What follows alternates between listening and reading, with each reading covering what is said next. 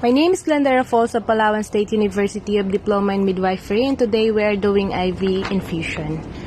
First, we need to check the order for the type and regulation and medication to be added to the solution, and then assemble all equipment and bring to the bedside: IV solution, IV infusion set, tourniquet, IV stand, a cotton swabs with disinfectant solution, non-allergic tape, arm board if needed, and then the clean gloves. Identify the client and explain the procedure.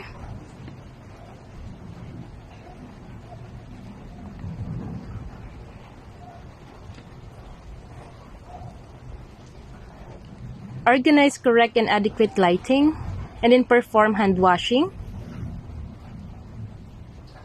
Wear protective gloves. Check the type, clarity, and expiration of fluid. Remove the cover of the tubing and IV solution. Insert the spike into the opening side of the IV container. And then clamp tubing, squeeze drip chamber, allowing the solution to flow until almost halfway of the chamber. And then open the clamp and allow the fluid to flow until no bubbles are visible, and close the flow regulator. Then suspend the IV on the stand. Assist the client in assuming semi-Fowler position if permitted. Locate the visible veins for venipuncture. Apply tourniquet 5 to 6 inches above the site. Check everything and make sure.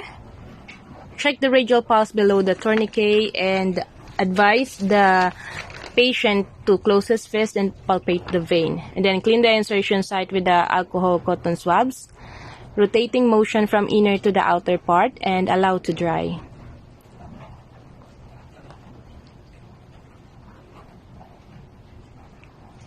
Within the non-dominant hand, hold the skin of the client to visualize the vein.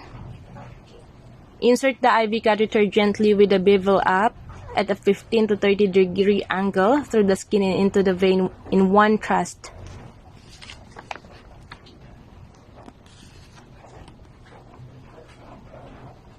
So advance IV catheter and style it into the vein until the hub is 1 millimeter to the puncture site.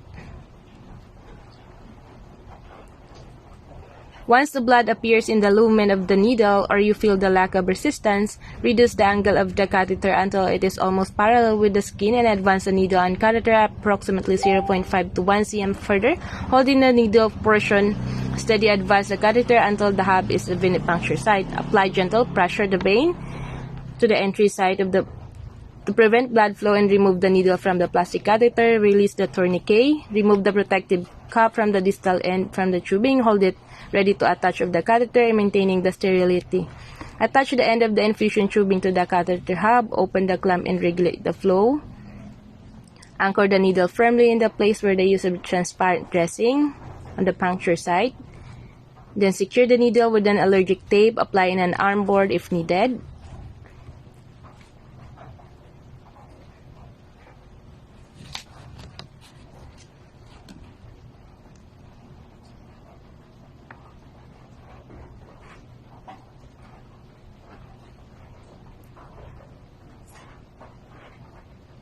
Then calibrate the IVF bottle and label the fluid to the date and time of the insertion and the type of the gauge of the catheter or needle used. Then collect all equipment and discard waste according to hospital policy. Then we need to remove our gloves. Wash hands.